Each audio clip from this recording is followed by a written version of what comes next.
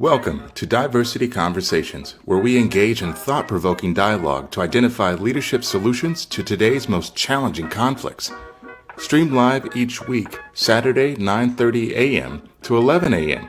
Hosted by Diversity, Equity, and Inclusion Strategist and CEOs Eric Ellis and Tommy Lewis. Join us and add your voice to this engaging diversity conversation.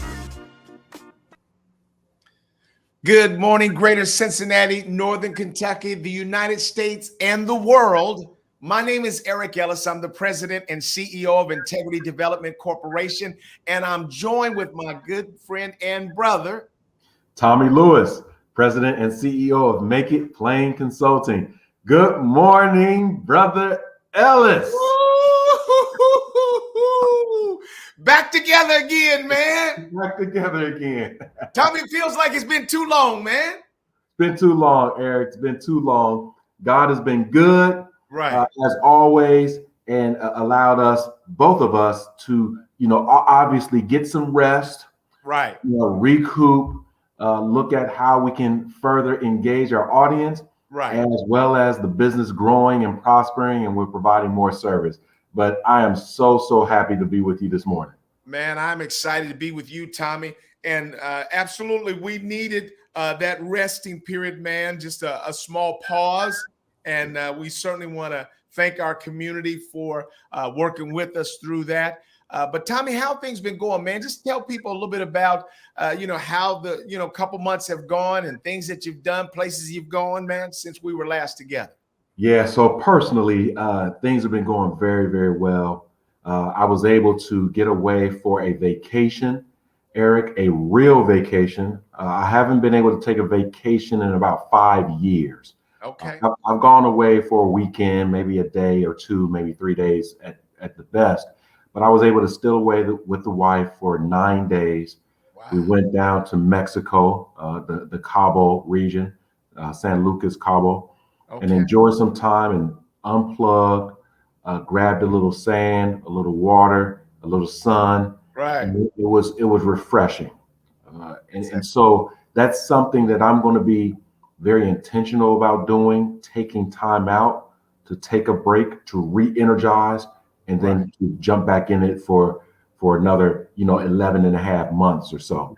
Right. So that was intentional there on the business front.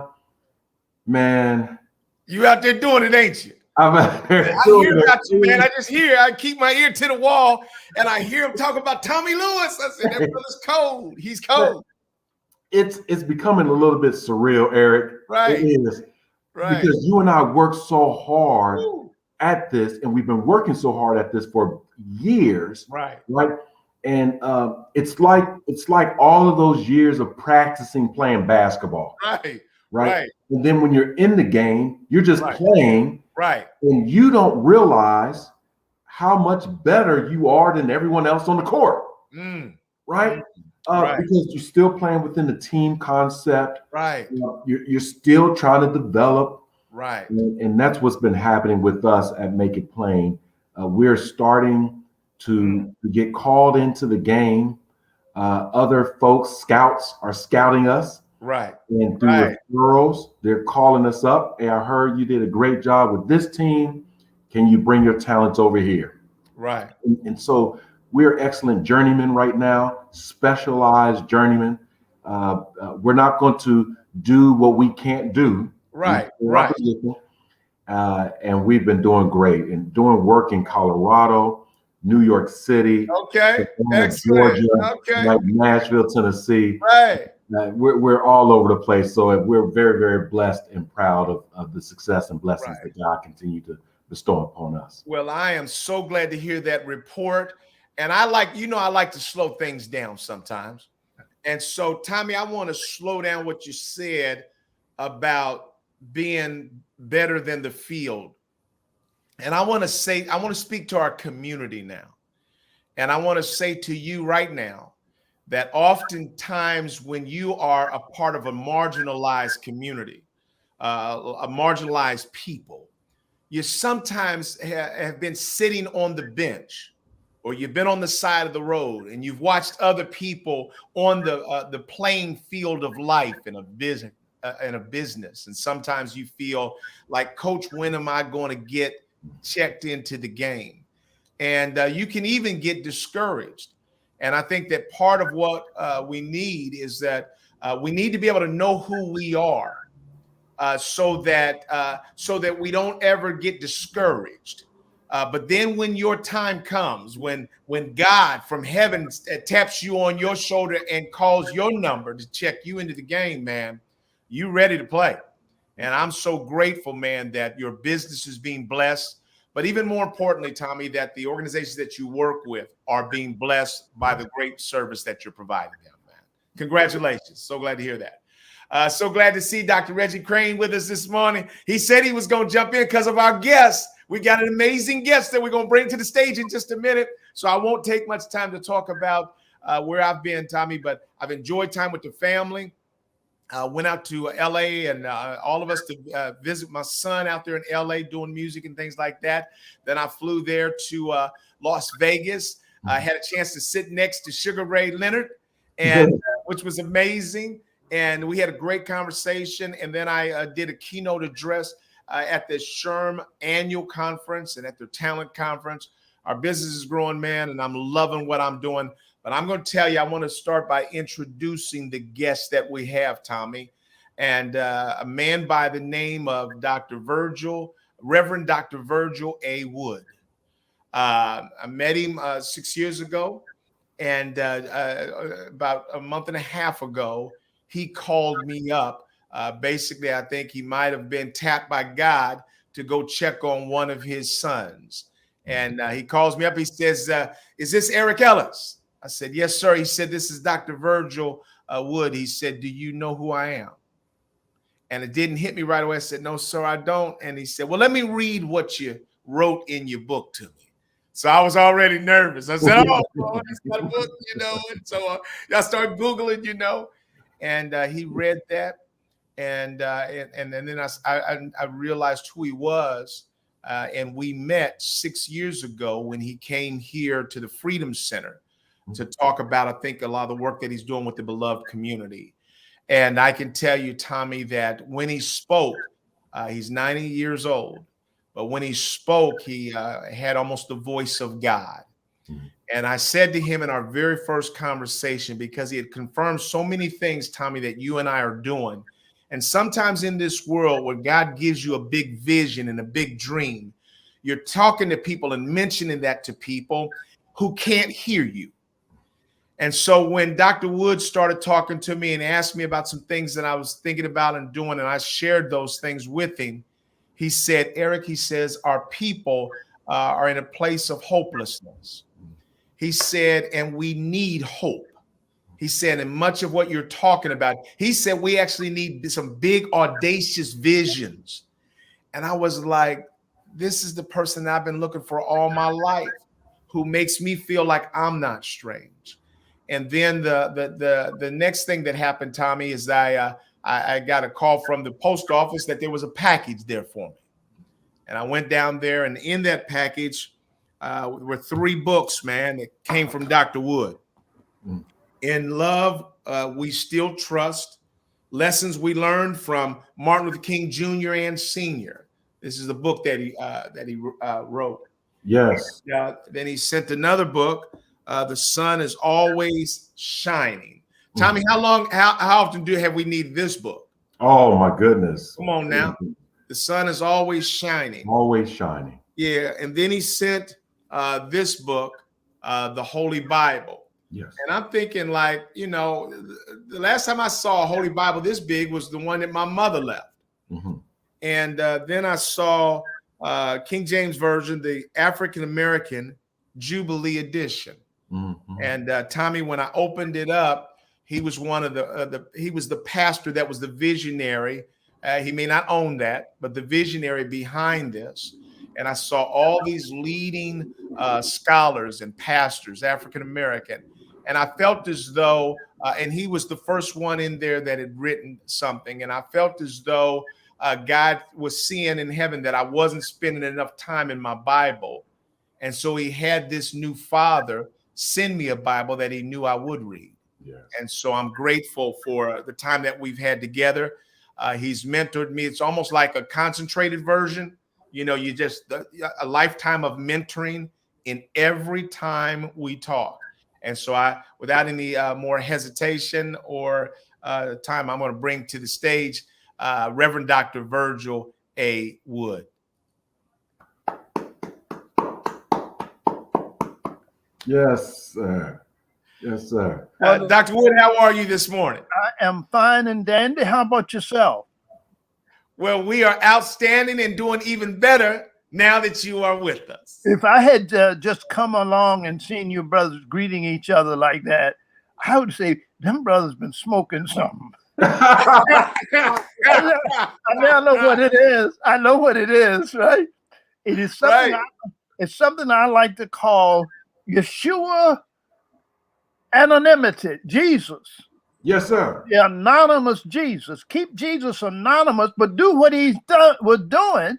Don't just shut up and do it. That's what you brothers are doing, and I love that. I love that. Right. I see in the future, through brothers like yourself, sisters, doing things.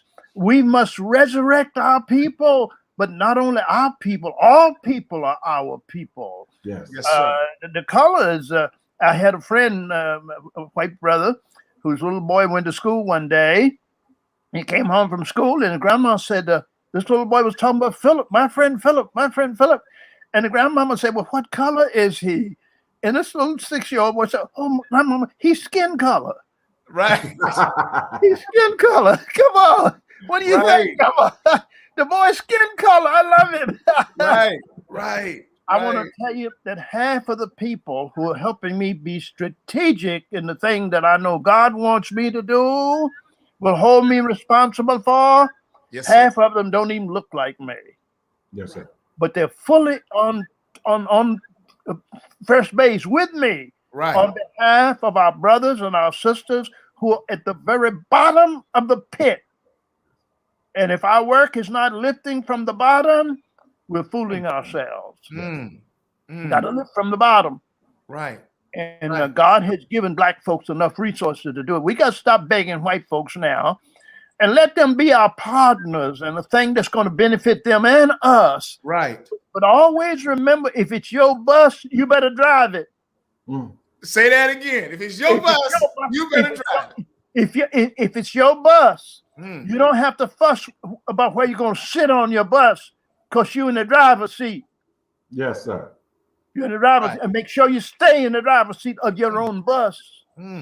That's what Rosa Parks gave us. Yes. Several things, Eric. I'm just delighted about you and Brother Tommy, and you called another name there, I believe, Reggie Crane. Yes, Dr. Reggie Crane from the Air Force. All right, we're gonna catch up with him too. Does he smoke stuff in the morning too? Right. Matter of fact, Brooke is our technical producer. Brooke, if you have the email of Dr. Reggie Crane, send him a link, because I told him if time allows, we might want to welcome him to the stage as well. He's a brother of mine. I'll tell you, Dr. Wood, he's working with the Air Force, and some people had gone to him and said, hey, you can do what these brothers are doing, and we don't need them. And I've never seen some of our people sometimes step back and say, no, I've sat in focus groups that Eric was leading. He said, and I'd be thinking go left and he would go right. He said he's got something special. It's very difficult for people sometimes to stand down when others are even trying to lift them up in order to give, a celebration or support to you. And the humility that he carries with the brilliance that he has been inspiring. He has an open and wonderful and kind heart. And so I'm so glad that he joined this morning, because I want people to see you, to know who you are, to be inspired by your words, to hear almost from the voice of God, that we might see ourselves again. And so I want to make sure that you also talk to people about what you would describe as the highlights of your life, even starting from growing up, and how did you get to where you are today? I thank you so much. I'd like to tell you first of all, and you have my book there, and Yes, I'm sir. gonna send one to Tommy Yes. and to Dr. Crane. If they'll send me, brother. Yes, I will. I'll get all that to you. Their postal mailing address. I want to Yes, send it to them. Here's the story. In my book, I talk about my journey. I call it From a Hometown Oak Tree, Backyard Oak Tree, through Harvard to the Global Jubilee Love Project. It's a love project. It's a Global Jubilee Love Project that God has put. Martin Luther King made the first down payment on it. People don't know that not only was King assassinated, but his mama was also assassinated in 1974. You know, we know in June 3rd, 1974, Mama King, her life was required by something. I don't know. We don't need to worry about too much about who pulled the trigger as much as who put them up to pulling the trigger. But the only point I want to make is the price has already been paid for Big Mama's dream. Yeah. And Big Mama's dream, Rosa Parks, right, Mary McLeod Bethune. Right. I'm going to put in there Eleanor Roosevelt too. Yes, sir. Okay? And I'm going to put in one more that people don't know. People don't know this one I'm going to tell you about in a minute. Okay. She is the mother of the Morehouse School of Medicine. Okay. And she was the mama of George W. Bush. And George Bush was the grandson of the founder of the United Negro College Fund, Senator Prescott Bush of Connecticut.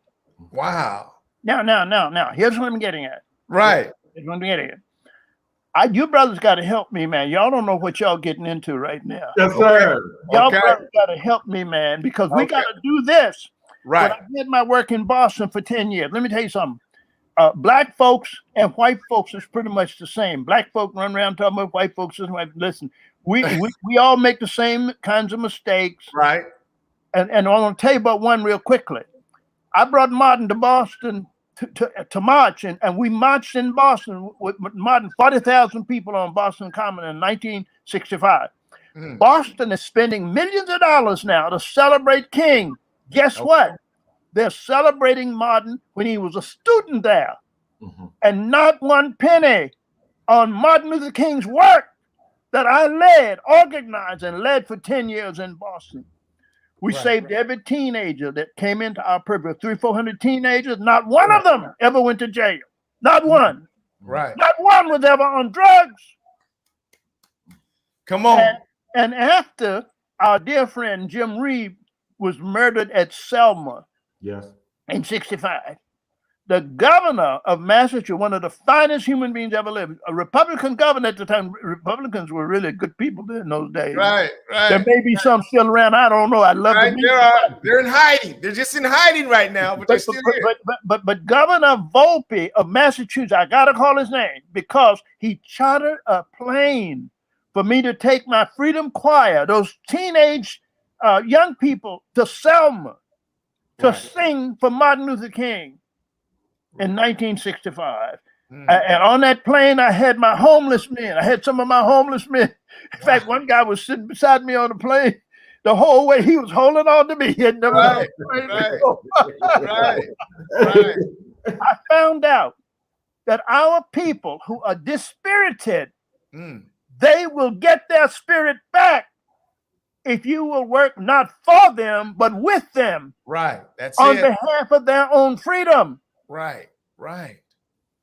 You can't liberate nobody. We can liberate each other together. That's what we got to do with black folks and white folks, red and yellow, everything else. We got to liberate ourselves together. Now, my work, Brother Eric, I got something I need you brothers to do. But I'm going to tell you in a minute what it is, because I know I can see the quality of what you guys got right now. Okay. Hey, Brother Tommy. Yes, sir. I declare, man, you're a bad dude. Now, I always known that about Brother Eric. You're a bad dude, man. Come on now. You better watch. You better watch who cooks your food. Yes, sir. Yes, sir. In strange places, You That's better right. have your own cook. Right. Here's what I want to tell you. Yes, sir. Our people are stuck on the bottom. Y'all know about that. Mhm. But among the stuck people, Mm. racially speaking, there's more white poor in Right. the basement of America than black poor. Right. But we got to get them all on a ladder out of that basement. Right. And when they get to the first floor, we're going to let them get on the escalator. Right. Now, my mentors have been Martin Luther King's daddy. Okay. People better know Daddy King's daddy's story. Y'all around here talking about mine. You better know his daddy's story. Right. Yes, sir. Right. Give Make them it just a plain. little Make it crib plain. notes of it. All right. Give them just a crib note of it. Well, George Wallace, number one, was a populist. He ran for governor of Alabama in the early 50s. He lost. Mm. He said, I was out-niggered. Mm-hmm. I will never be out-niggered again. Mm-hmm. Mm. And then he ran. When he stood in the schoolhouse door at Tuscaloosa and said, segregation now, segregation tomorrow, segregation forever. Yep. And that was the second charge. But guess what? After the bullet, after the wheelchair, sitting there lonely, no friends anymore, anything, sitting in his wheelchair drawing flies. Mm. Martin Luther King's daddy went to see him. Wow. Oh, wow. Mr. Governor, I've come to see you, let you know I care about you. Had prayer with him. Within months, George Wallace asked if the people at Dexter Avenue Church, where Martin used to pastor, if they would let him come and make a few remarks. And they did. They rolled his wheelchair in there. He faced the audience and he said this, good morning, ladies and gentlemen. Thank you for letting me come here today. Y'all know my story. Racism, segregation. He said, I was a racist. I was a segregationist. All that's wrong, he said. He said, I caused you all and your people a lot of suffering. I now know what suffering is. I hope you can find it in your hearts to forgive me. That was it. And silence. And as they rolled his wheelchair out of the sanctuary, you know what those old black folks did? They stood up and reached out from the audience to shake his hand. Old Deacon over in the corner started singing, Amazing Grace, how sweet the sound. I want to tell you something. The black church better find its voice again. And Yes. maybe 10% of them getting it right. I'm not sure. I'm looking for more than 10%, but I want to tell you something.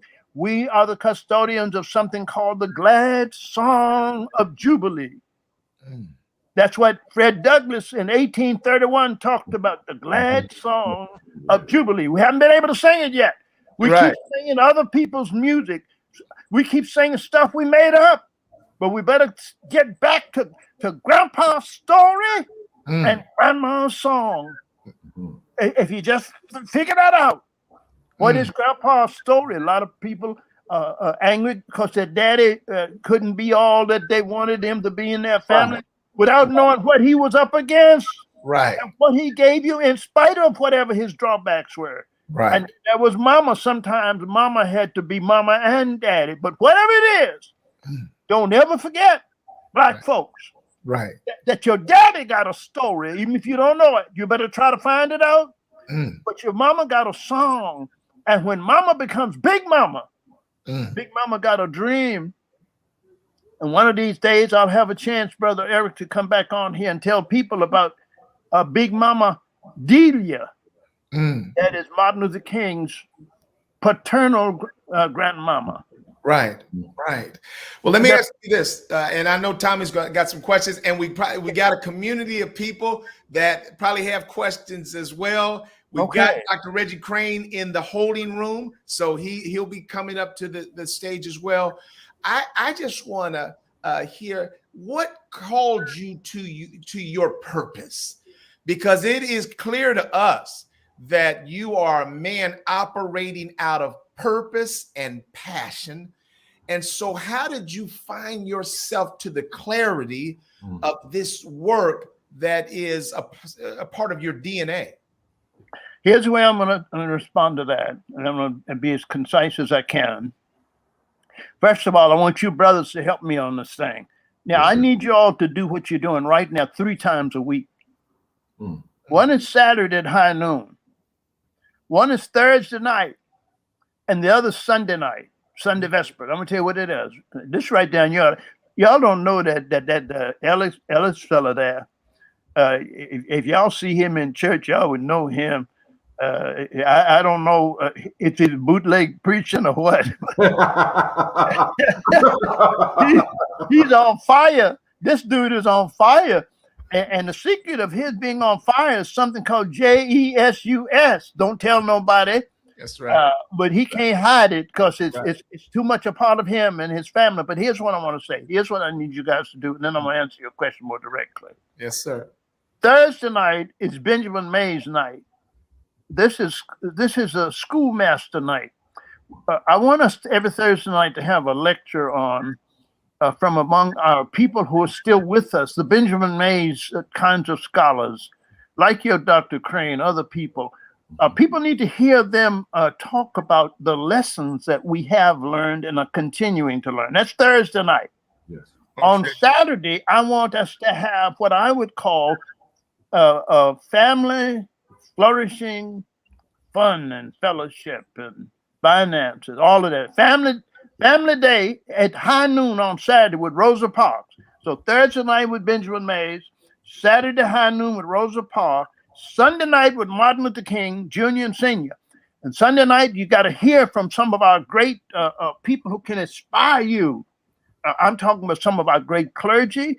I'm talking about some of our political leaders who are faithful. Ain't all of them. You can't depend on all of them.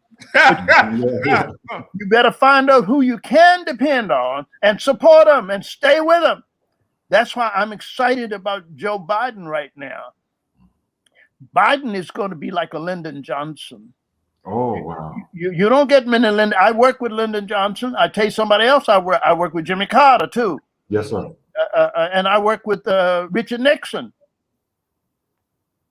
Lyndon Johnson, in the White House. I was part of 3 White House conferences with these people. I want to tell you, Johnson, and for my money, is the greatest president America's ever had. He's the only one you will ever find in the record who said, I love children. Yep. And I love poor people. Johnson was the one who helped us structurally change America. Absolutely. Under Johnson, we got structural change. The first structural change we got was from Rosa Parks in Montgomery in 1956 when the Supreme Court did a knockout blow to Jim Crow. That was Montgomery in 55, 56. Now, the next one was Birmingham. We call it Birmingham. Birmingham, 1964, Lyndon Johnson. After the assassination of John Kennedy, Kennedy helped to set up the things that Johnson was able to do. Johnson followed through on what Kennedy had in his heart. But Johnson in 64 signed that bill. And then in 65 gave us the voter rights bill and out of Selma, 1965. Here we are now, 35, 55 so years, arguing about voter rights. Yes, sir. Arguing now that we got to change it. I want to tell you something, brothers. If I just want about 40 black preachers who worth his salt. Now, I'm not saying that there's not 4,000 out there, and maybe there's 40,000 in America. I just want 40 to stand with me. Right. At the Martin Luther King Shepherd's table. Right.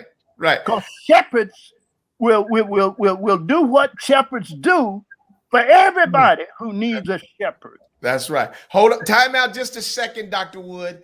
See, I like to take timeouts every once in a while because when a man like you has said so much, I want to make sure that we don't miss what you said.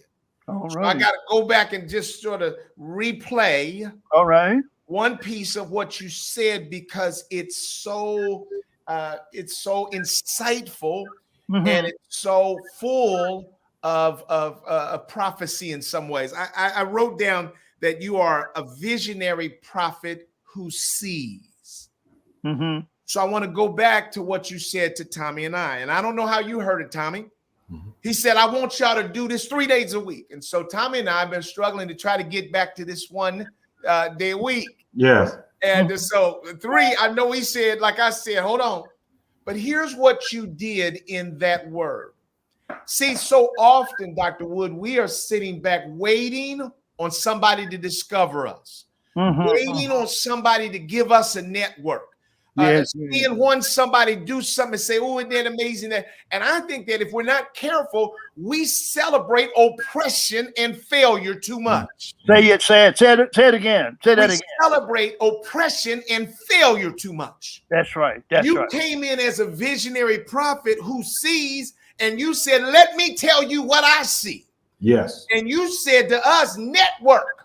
You said, I see a network, basically. That's right. Why are you brothers doing this 1 day a week when you can take the week? Exactly. And then what happens is then if the chains will get off of our mind, then we'll be able to see how we get it done through others. Because whatever God comes to you with is always going to be too big for you to do.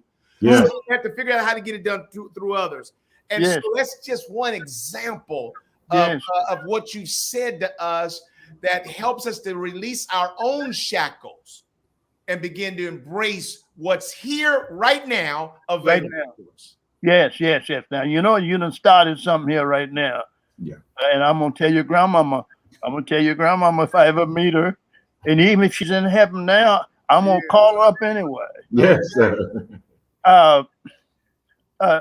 Eric, you and I have been working on something that we call let's see. I'm just give it a name for now. Let's call it Vax and Max. Vax and Max. In other words, vaccinate and then wear the damn mask. Right. Now I don't understand black folks who don't want to do that because they're spitting in the face of God. I don't know any people that God done more for than black folks. There may be somebody somewhere, sometime, that God done more for them than he done for black folks. But I just know about black folks because that's who I be. Right. And I know what God has done for me. I know what he did for my grandpappy. I can trace my ancestry back to 1746 with names and faces. I know what God has done through my ancestors. Right. And hallelujah, I can rejoice in seeing what he's doing through my great-grandchildren. My great-grandchildren, they are scheduled to be on track when they get to be 12 and be in the temple like Jesus was when they're 12 years old, talking about, I got to be about my Father's business. Ooh. That's what we got. We got to rest it. But here's what I want to say. Let's think of it this way. Brother Tommy, think about it this way. Yes, every day we've got to make sure that the work we do impacts something critical at the 0 point. The 0 point is somebody dying right now.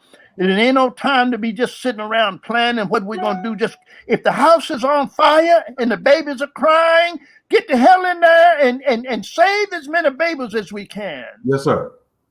That's what they did at World Trade. Some of those brave firemen and all, they braved the danger, ran into a burning place to resurrect and to save as many people as possible. We've got to do right now in this COVID thing. Whatever it takes to turn this damn thing around, we got to do it immediately. That is the zero spot, a zero assignment. But there's an infinity assignment also. Yes. The infinity is the most important thing that has to happen. And I like to call it the Global Jubilee Love Project. When we get it right, we're going to help the world to restructure the global economy. Dr. Wood, your words obviously are very inspiring. You have the historical context and the historical biography that those who are well informed and familiar it's connecting to them as it is with me. For those that is less informed, less familiar, there may be some gray area. Yes. Dr. Wood, I would like to ask you, as you are talking about the babies, that the generation now, not only are very young folks, but are folks that are in their 20s, maybe 30s. Yes. And they do not have any connection to the times of the 40s, 50s, and 60s or 70s. Yes. How do we connect and save these babies so that they themselves can rejoice in Jubilee and develop the narrative toward positivity as you have lived and as we have lived? I hope you all are recording this, Eric. I hope you all are recording this. We are. What you just asked, I want to say, let me just say one other thing to get to that.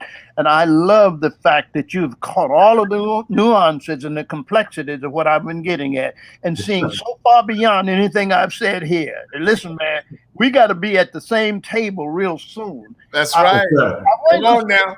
Well, I wanted to say this, though. I wanted to say that it could sound like a pipe dream if people don't know the kinds of things you and I know about Tommy and the rest of you. And what it is, that right now, there are people in America, and one of my big heroes is Warren Buffett. Okay. Buffett. Right. And I work with some people who work very closely with all three Buffett's children.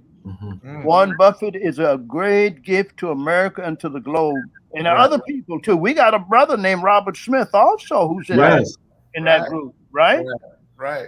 And then we got a sister over there, former Mrs. Johnson over there, the billionaires. Right.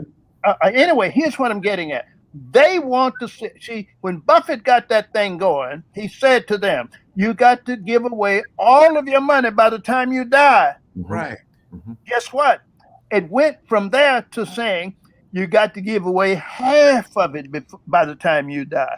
What made the difference? Because there was nothing put before them that made in a sense that honored the smartness of their wealth. See, people think that most wealthy people are just stupid and greedy and all that. One or two of them is crazy, but you don't get to be a billionaire being stupid. Right. And that means stupid any kind of way, including spiritually stupid.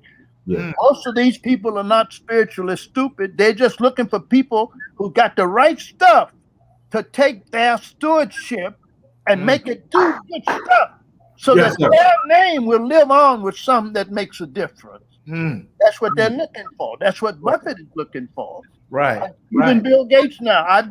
I've come to appreciate Bill Gates because I didn't think he had the spiritual dimension. Right. But when his family started falling apart, and his wife said, we got to make our children billionaires. He said, no.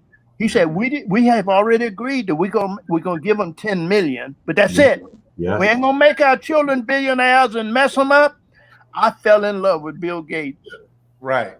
And I'm hoping to meet with him. But I want to tell you about one of Buffett's other people, Brother Tommy, just to round out and then get to the question you asked about the young folks and the younger generation. Buffett's older boy, Howard, has a book called 40 Seasons. Now, you know, none of Buffett's children have college degrees. Right. They didn't need them. But anyway, they didn't want to waste their time.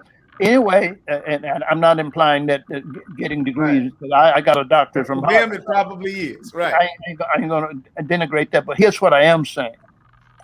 Howard Buffett has a book called 40 Seasons. He's a farmer. He wants to put the money that's in his hand, billions of dollars, into creating food systems around the world.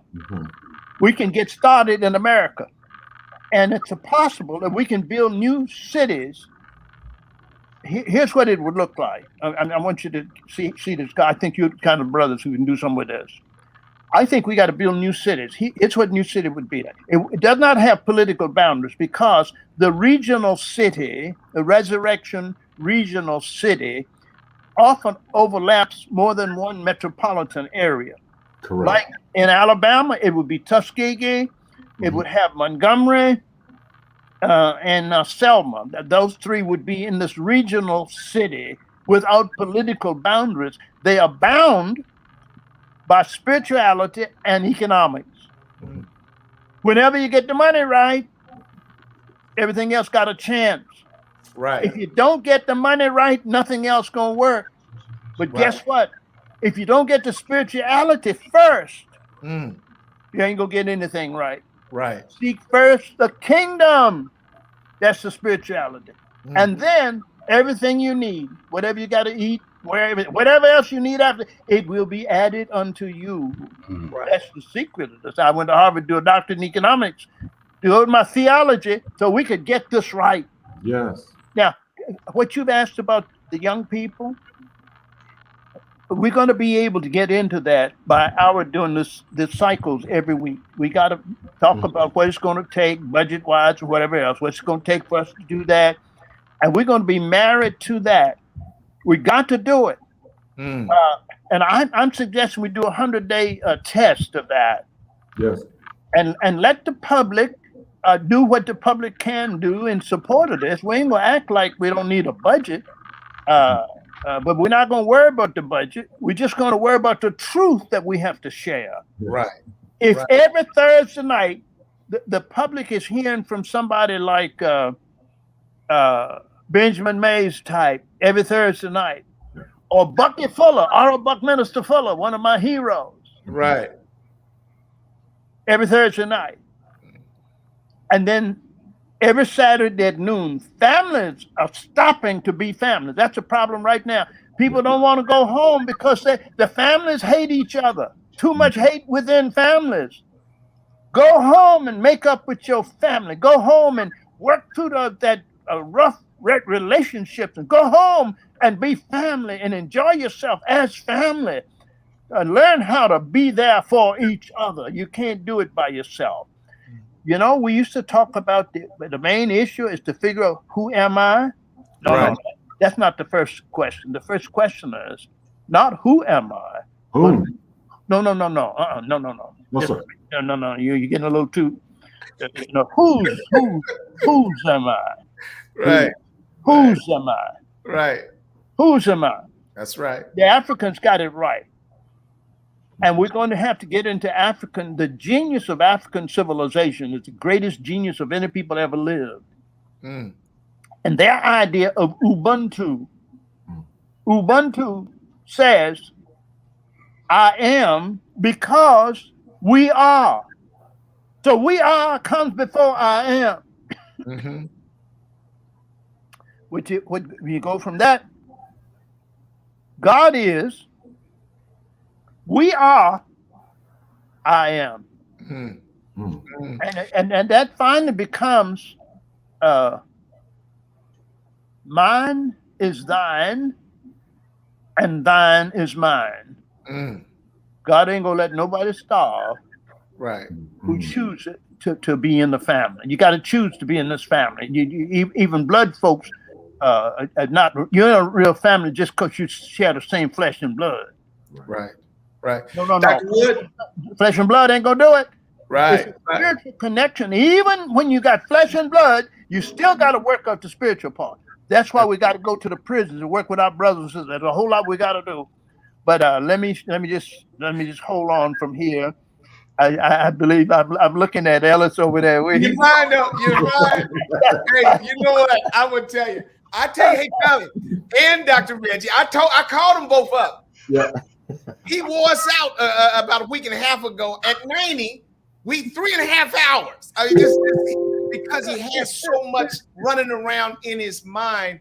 And what I said, Tommy, about you and I saying things and feeling like we crazy because most of the people we saying them to is just going over they're just looking at us like, what are you talking about? Right. I know that's been your experience, Dr. Wood, but I want to bring to the stage and to introduce to you Dr. Reggie Crane. I mentioned him from the Air Force. Dr. Reggie, why don't you just introduce yourself to Dr. Wood if you got a question or a reaction certainly share that as well. Well, good morning, Dr. Wood. Good morning, sir. It is an absolute pleasure and a privilege to be in your space this morning. Thank you. You mentioned Dr. Mays. If you can determine what a man shall think, you want to concern yourself with what he will do, right? There's something really powerful about that. Right? What a person shall think, right? Yes. So I gotta, you said keep Jesus anonymous, but keep doing the work. Yes. Yes. I got to hold on to that, right? Okay. I'm going to hold on to that with your permission, because there's something about that, Yes. about doing more than you say, because sometimes we get so caught up in talking about it that we don't spend enough time doing it, right? Hey, tell us where you had this brother all this while, man. I got some people here. There's a whole community over here saying stuff. I can't tell you how uplifted I am right now. I hope you're going to join us when we do this 3-day thing a week. It would be an honor for me to be connected with this group and this community in any shape, form, or fashion. Yes. I'm allowed to do so. Oh, wow. Yes. God bless you, sir. I just feel your depth already, man. We got a whole lot to talk together about. Right. Let me say the heart of Mays that that's right. I want to connect you, both of these brothers, independently to you. Yes, I've seen people sometimes they try to hold off relationships. And I think that's the dumbest thing we could do. When there are good hearts and people that care deeply about one another, you got to get them a direct line so that they can connect with you and you can speak to them, because you need daughters and sons and people who are willing to listen and hear your voice. And you said, I don't know how many more days I have here, but I told him I didn't overstate the case, did I, Dr. Craig? No, you didn't. Right. I have one thing that I want to step back to that Tommy said earlier, and he talked about this idea of not realizing how good you are. There's something about that, Tommy, and I want to thank you and Brother Eric, man, because something happened to me last week where somebody said to me, out of all the workshops I've been to, I have never been to a workshop like this where I walked away with the wealth of knowledge I have right now. And I paused. Yes. And I got emotional about that, right? Because I think on some level, I've been so focused on just doing the work. Sometimes we don't stop to pat ourselves on the back, and I don't think we need to, but I think you have to acknowledge, right? How you show up. That's right. You have to own that. You have to own that, right? And I think that brief statement, man, connected with that moment I had, and is connecting with what Dr. Wood is talking about. This, so I think there's a connection that's going on here about all of these points that speak to the idea of kind of owning who you are and just trying to continue to develop and be the best version of you can in service of others. I gotta say something to that, brother. You are so on the money.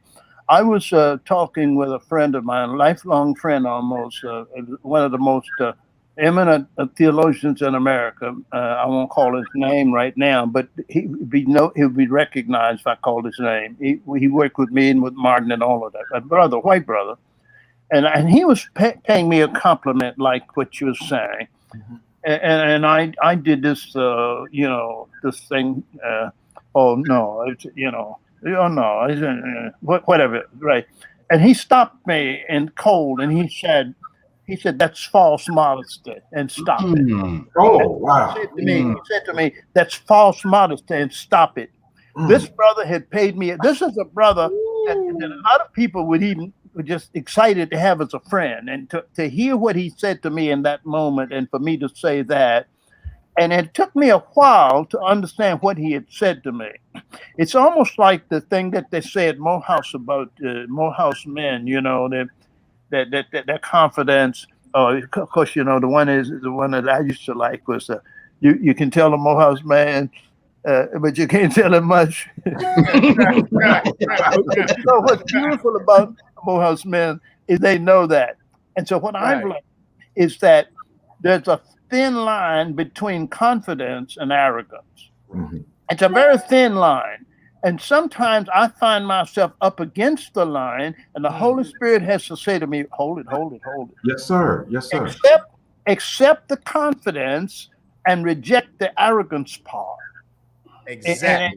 And so anytime that happens to me, Brother Crane, I simply say I receive what you just said, and I thank you so much. Right. But I try not to get a big head, you know. As I said the other day when I had my 90th birthday that was just a kindergarten graduation.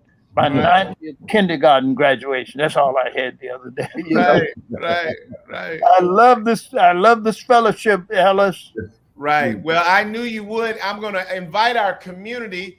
If there are questions that you all have for Dr. Wood, we want you to bring those to the table because everybody needs to hear your voice and connect with you so that we might collectively begin to dream again about what's possible. I had a brother from the streets that told me, he said, Eric, one of the problems that happened in the streets when things start going really crazy is when they locked up all the leaders.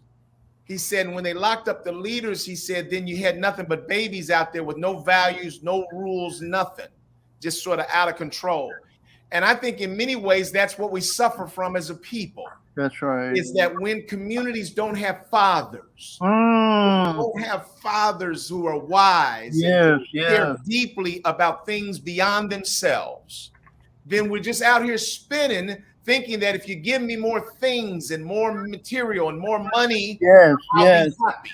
But it's the voice of fathers that begin to help birth visions and affirm the things that we're doing that are right. Yes. And I think that we live in a world now where people are so busy that we don't have the time to fellowship and connect like this. So we're trying to get somewhere on our own, and you can't make it that way. Oh my God. Did y'all hear what that brother just said, man? I'm sitting here in once again in awe, in deep appreciation and humility. Yes.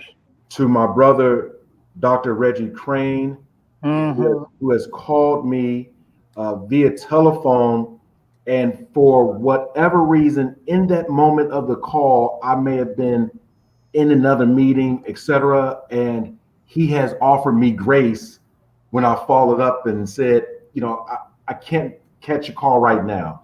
I want to say, Dr. Crane, thank you. It is not my desire to avoid. As I engage with Brother Eric Ellis, who also gives me grace personally, as well as these ideas constantly. And then obviously the good Reverend Dr. Wood, who I am going to shamelessly steal these great ideas. Shamelessly. He's okay with that. Do it. And I'm going to say, Dr. Wood and I said back in '63, hey, because what it reminds me of my late father, who believed that there was no timeline for wisdom.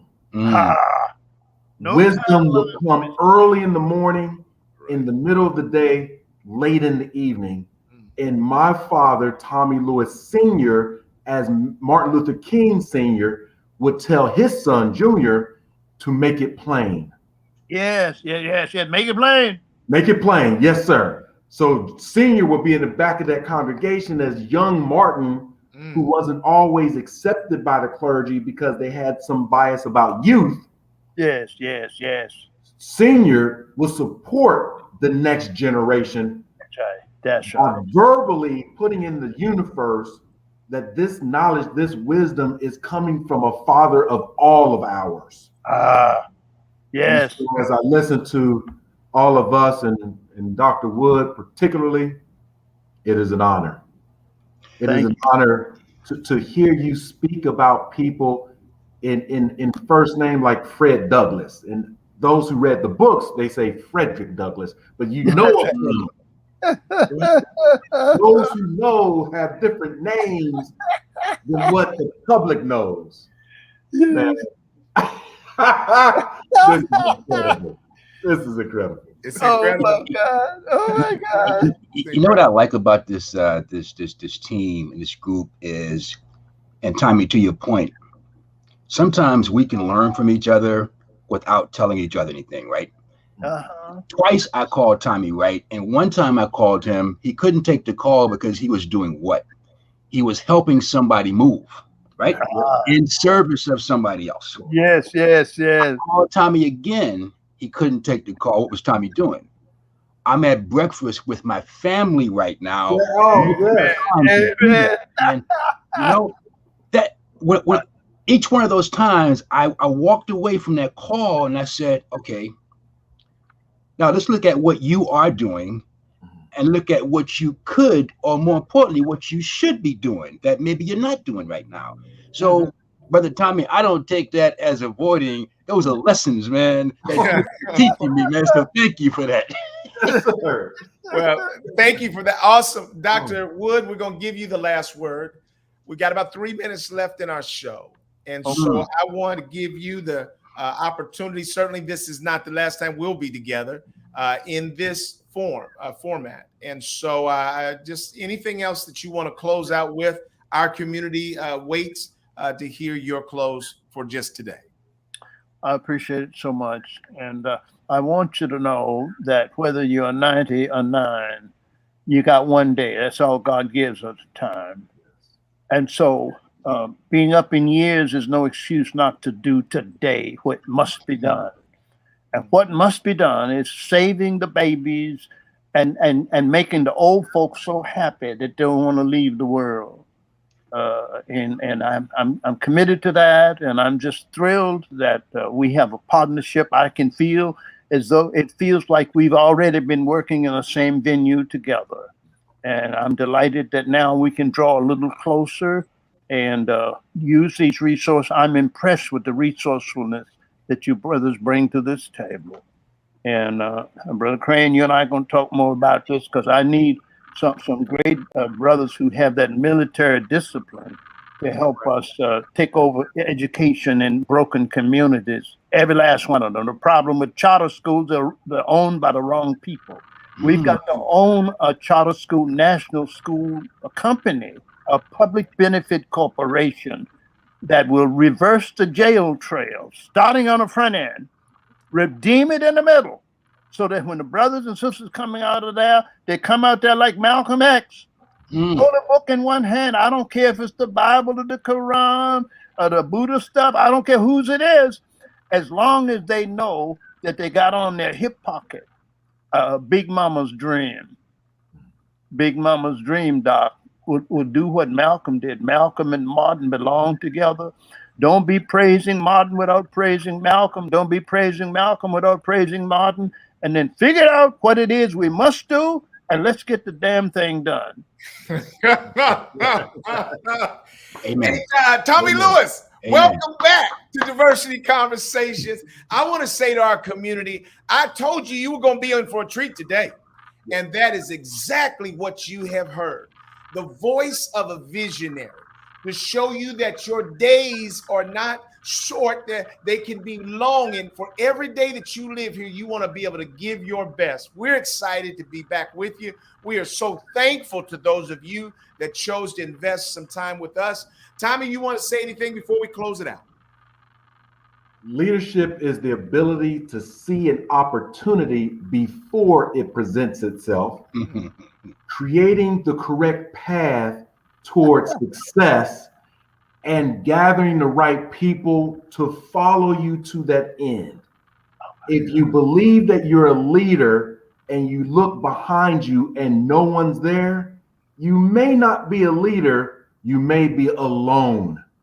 I'm so blessed that we are not alone in this leadership in righteousness. This is the mission. Oh my God.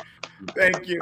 We're going to end our broadcast, and if it doesn't shut all the rest of us off, we'll stay here for just a minute longer. Thank you all for joining us. We'll see you again next week when Tommy and I, Lewis and I, will join you to facilitate a diversity conversation. Take care. Thank you, Dr.